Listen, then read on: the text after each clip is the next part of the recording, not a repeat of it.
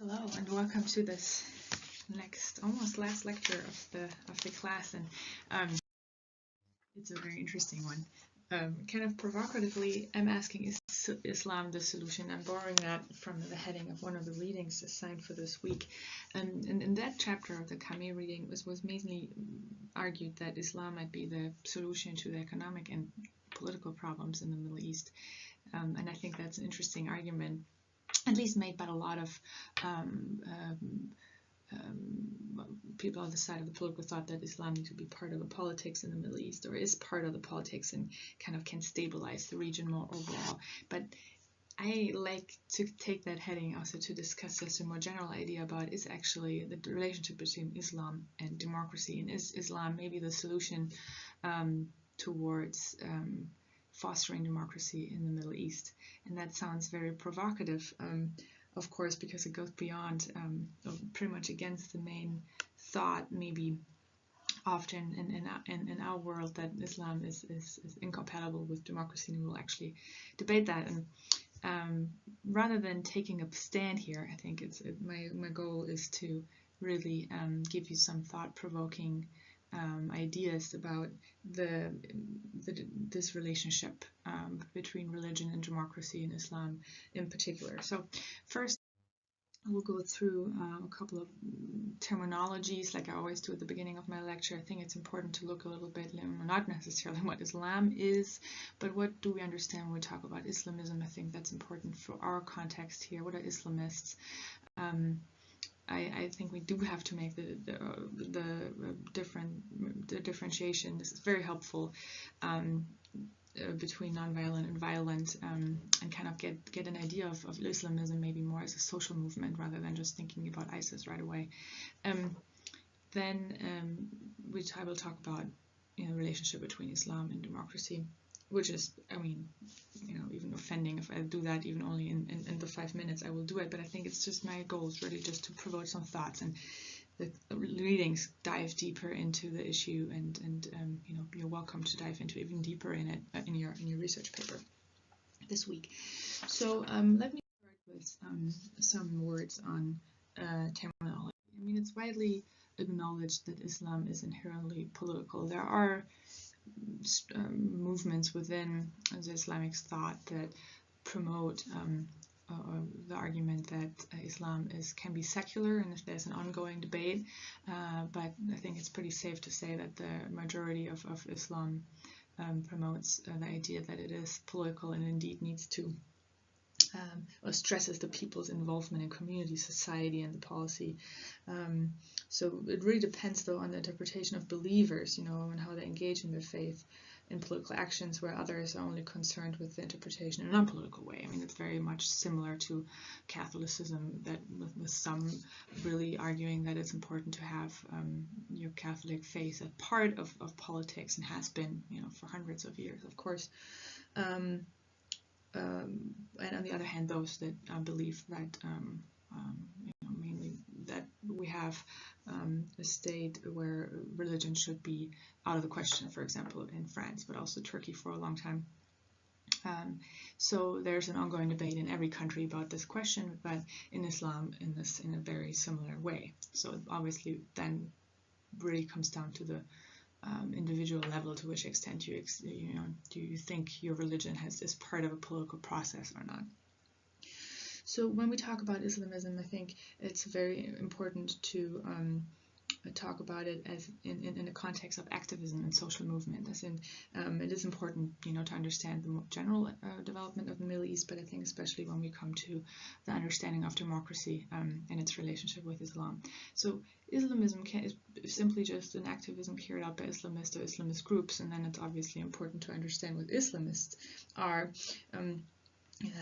Believers of the or Muslims that seek to bring all elements of social, economic, and political life into harmony with what they believe is a true Islam. And of course, then we start this whole debate about what that is, of course, and there are as many different interpretations as schools out there. so they don't necessarily need to renounce violence, and I think that's important to keep in mind. And of course, some of your countries show you that very clearly, is that some actually use violent means to achieve their goals, if peaceful ways are blocked. But I think all of them, and that's important here to keep in mind, renounce extremist views, so that has nothing to do with the terrorism acts executed by the Islamic State or by Al-Qaeda. There can be Sunni or Shia Islamists, New Islamists, militant Islamists, some moral, some immoral.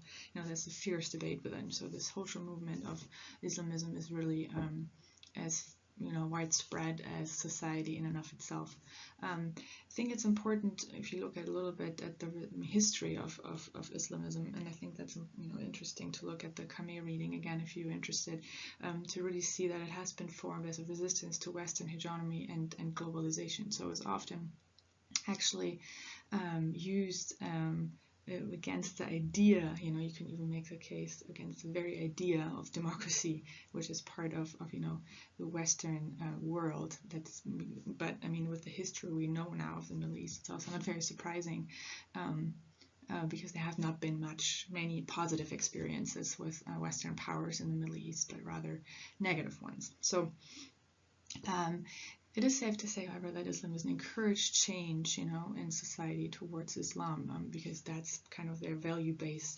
They orient themselves to as kind of the truth of society, and we will dive into that a little deeper. So, looking at Islamism in the MENA, I wonder sometimes if that is even that maybe even these movements have a key role in democracy, because if you look at the general definition of civil society, that's pretty much where we have active civil society within Islamism, within the activism that surrounds that. So Islamist movement has long been important actors in civil society and social movements across the MENA, and that's not only since since the Arab Spring, but even before that. So there are, even have been involved in successful elections. And the readings talk about this quite extensively. They provide social welfare services when they're lacking. There's not empirical evidence for them winning elections because of that, but they certainly do provide these. They have an organizational advantage sometimes for political parties, so simply because of the fact that they're older than just simply the Muslim Brotherhood in Egypt and across the Middle East, older than probably many of the political parties that we have. There's also an ideological hegemony success that actually that kind of, because they kind of own the idea of reforming the state towards Islam. We do see that actually quite significantly also in a lot of countries that you're looking at. For example, just Jordan, Morocco, they all trace their ancestry back towards the Prophet Muhammad actually, and so they have a religious legitimacy already in their position. So it's not only the Islamist activist movements that do that, inherit that, but in some countries actually the regime in and of itself has that. And if you remember, we talked about I talked about it a little bit last lecture about what actually makes an authoritarian regime stay in power. So you'd rather look at that than what is a country lacking towards democracy. Is rather what makes the authoritarian regime strong. And religious legitimacy is one of the reasons why an authoritarian regime can stay in power. But an interesting twist here, and I've done that over and over in my lectures, so you will probably know by now that I feel like that's a very important piece of the explanation, is rather than really looking at the Islamist movement and looking for their success within the organization, I think it has a lot to do with how they actually it really depends on this behavior of the government, of the state, of the regime they're placed in. So if you have one that is kind of co-opting those movements, like Morocco or Jordan is doing, for example, you have maybe, they are to a certain extent successful in elections, but they're also part of the government in of itself, so they have to play a different role than, for example, the Muslim Brotherhood in Egypt that was suppressed before the Arab Spring, then went into power, and then was suppressed again as a terrorist organization today. So it's a completely different story depending on which country we are looking at. But Islamists, and I think that's important in our debate about democracy in Islam, they don't necessarily need to be Democrats, right? They might see themselves as defenders of cultural authenticity, tradition, patriarchy, and the tenets of religion, you know. So they don't have, most importantly, you know, when we talk about, you know, Democrats in that way, we don't talk about, you know, ideologically liberal ideas. You know, for example, you look at Christian Democrats in Europe or even in the US, of course, they're conservatives. They don't have to do anything with the liberal ideas of democracy, but there are also Democrats. So we can see, and that's important to keep in mind, you know, when we talk about later the Arab Spring and movements in Ennahda Party, for example, in Tunisia, how they came to power, they really kind of borrowed from that concept, right? I mean, you can be conservative Christians party, like in Germany, for example, but also in France, but then you have, not in France, of course, in Italy, but you can have still obviously a commitment to democracy without any issues, and it's not different with Islam, actually. But I think it's, you know, at the end of the day, activism within Islam, so Islamism is really encouraging change in society towards Islam. And then the question comes, and I will talk about that in a second, what is this change, you know, in society, and how can that look like? Does it look democratic or not? And that actually will depend a lot about, you know, which country we're talking about. So is very much an integral part of civil society. I think that's important to keep in mind. I think every country you're talking about, you're looking at, actually finds that you find Islamist movements. And what we've been seeing before the Arab Spring, it is very much kind of it's an interesting argument that is developed in the readings as well, is that when you see a political regime suppressing Islamism, usually their power stance is stronger, right? You have like a common enemy, kind of, right? And then some of these regimes right before the Arab Spring kind of loosened their criticism, even included Islamists in their governments, and then that kind of lost their common enemy with public and also kind of their general support. And then we kind of, you know, what we've seen in Egypt. And then now we're kind of going back to the suppression of Islamist movements, and you know, even labeling them, like in Egypt, as terrorism groups, really also as a major way of really keeping your power. So again, if you think about authoritarian reasons for authoritarian stability, you know, the use of these Islamist movements for political reasons, you know, and how you label them is also one part of the explanation why political regimes can be authoritarian in the Middle East and stay in power. So, you know, when you look at your different countries, I think it's important to understand, you know, are these Islamic movements suppressed, like in Saudi Arabia, Egypt, you know, Tunisia, more Algeria, and others, or are they maybe more incorporated in the regime? Up until the Arab Spring protests, of course, but also afterwards, I think the Arab Spring protest was really a watershed moment, not necessarily only because we've seen really the first time democratic protests in the Middle East, but also when we look at the Islamist movements, because they really did play a key role in all changes of regime that we have seen. So the major question here is also, are there then also drivers for democratic change, right? And from our perspective today, we would probably say no, but at the time, it might have been a very strong argument, right? Because they were part of the protest, they were part of a regime change, and they even engaged in elections, right? We've seen that in Tunisia, in Egypt, the same way. So look a little bit at to which extent, you know, can that even happen? You know, how to which extent can Islamist movements actually be, or Islamism can actually be, you know, drivers to democratic change? And that is very much a complex question. And again, I'm not providing any truth. I'm just, my goal is to provide you some thoughts here, and I think you can divide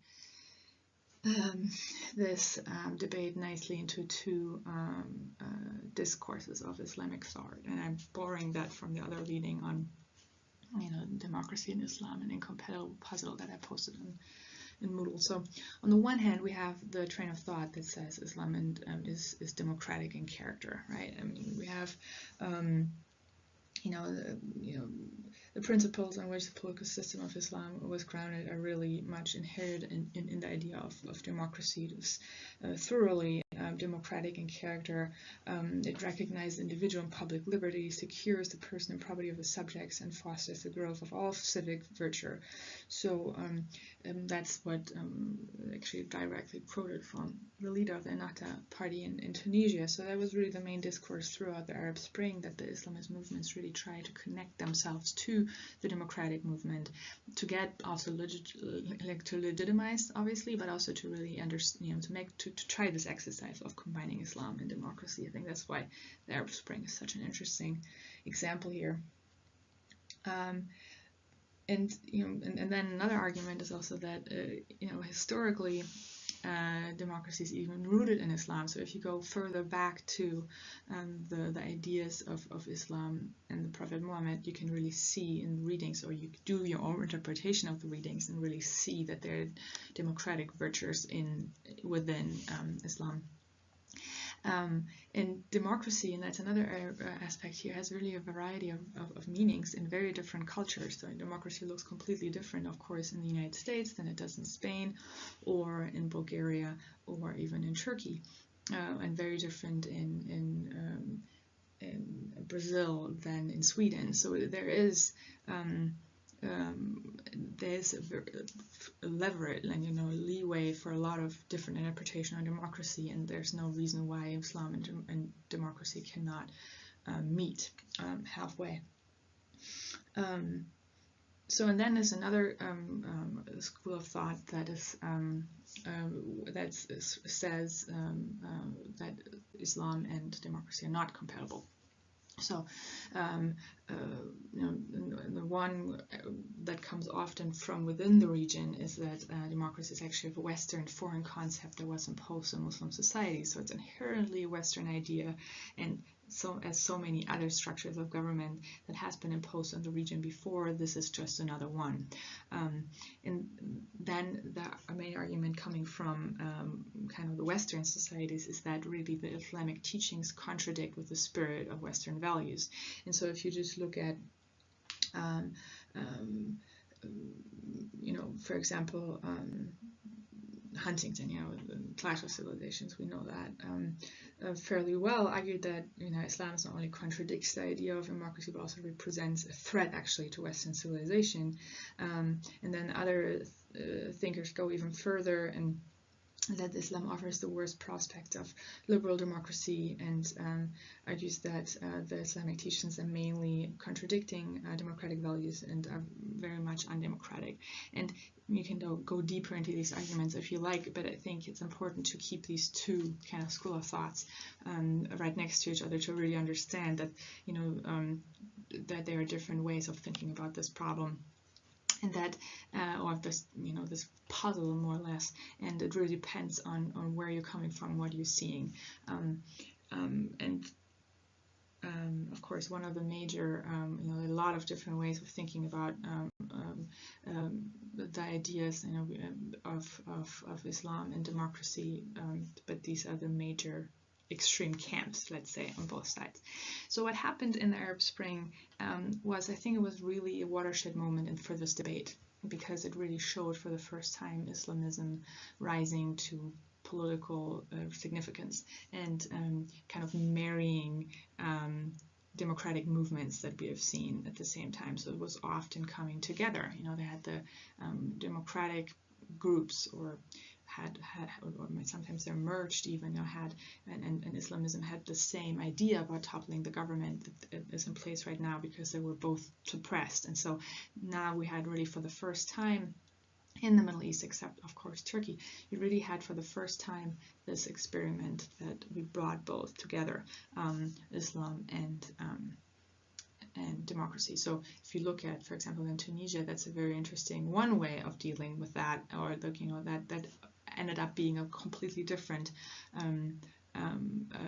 solution to this challenge, or like answer to this challenge. While in Egypt, of course, we've seen also a very different one, more suppressive one than the one in Tunisia. So again, it's very different. Important to look at the different countries' experiences. But I want to even bring that thought a little further, because I really wonder to which extent you can really connect religion and democracy, and there's a broad debate about that even. And I think the Tesla reading really makes that clear, and is very nice, or good starting point, let's put it that way, for this debate. Because if you look at the data that we have in political science, you have a very weak, actually, proven connection between religious beliefs and political attitudes. So it's really much, so I kind of question the very nature of connection between, can be actually any connection between Islam and democracy? Isn't there much other reasons why we have a democracy in a Muslim country or not? It goes maybe again back to the question of how successful is the authoritarian regime, and not necessarily what religion does it have. So if you're rather discontent with existing political structure, you favor an alternative, that combines democratic principles of choice and freedom with Islamic principles of justice and protection of the weak, for example. So it's not, you're discontent with the political structure, so you might as well just choose a different one. It's interestingly, if you look at really at the individual data, and that what Tesla has been doing here in this reading, so in a society that that is very religious, that tends to push really toward political conservatism, and in more secular societies, it does so less frequently. So you cannot really have any connection between, you have a more religious society and it's less democratic than the other one, at least if you look beyond the Middle East.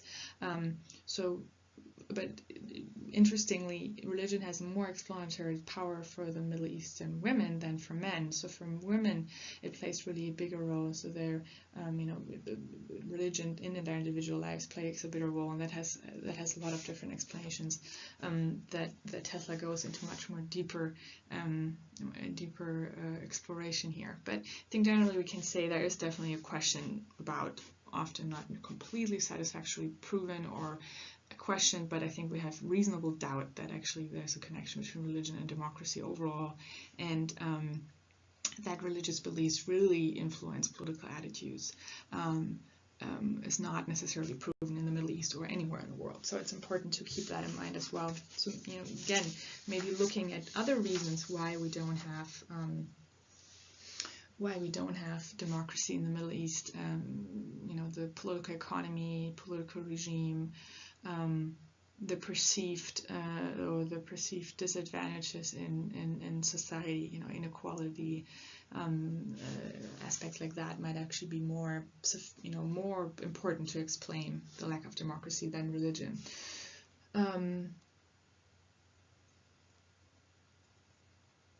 So when we look at kind of Islamist extremism, and I will look at that a little bit more in detail in the next lecture. We did have, with the Arab Spring, really a moment where we had a kind of before at least, really push back toward against like foreign powers promoting democracy and autocrats really trying to stay in power as much as possible, and that we also have to think about other reasons why democracy doesn't take place. The crisis such as ISIS, Ukraine, Ebola exactly can distract governments and policy from the democratic cause, and actually the weakness, in crisis response, if you're in constant crisis mode, you really try to be as stable and as forceful as possible.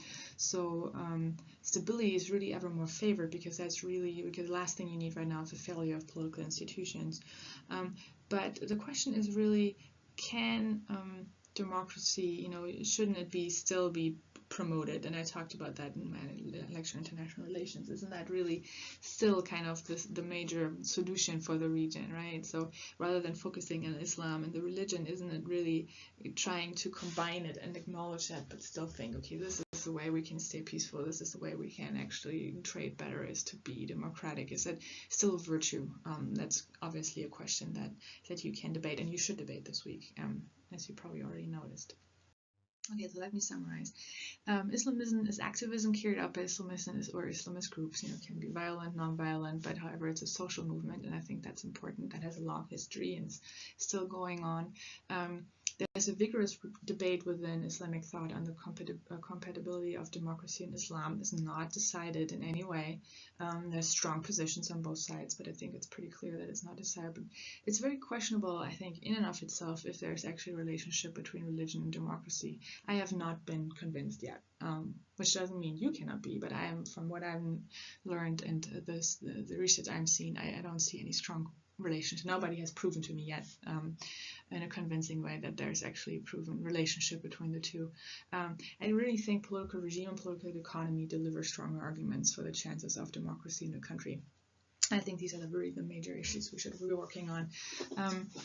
And the Arab Spring was and is really a watershed moment for this debate. You know, we have seen for the first time Islamism rising to political responsibilities, and that's very different from country to country. So that's why it's important that you're looking at your different countries and not only treating the Middle East as one region that in every country has the same situation going on. So the next lecture will be on the future of the Middle East. It's actually the last one. I'm looking forward to your final papers, and